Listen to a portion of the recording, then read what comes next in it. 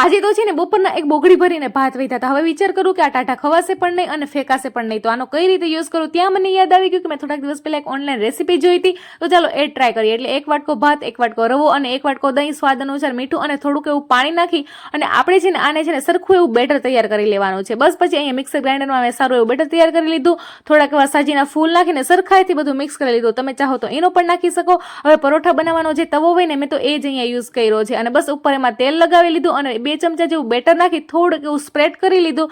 અને જ્યાં સુધી ઉપર આમાં આવી રીતે બબલ્સ ના આવી ગયા ને ત્યાં સુધી મેં એકવાર પણ છે ને એને ટચ નથી કર્યું. બસ પછી એકદમ ઇઝીલી પલટાઈ જશે.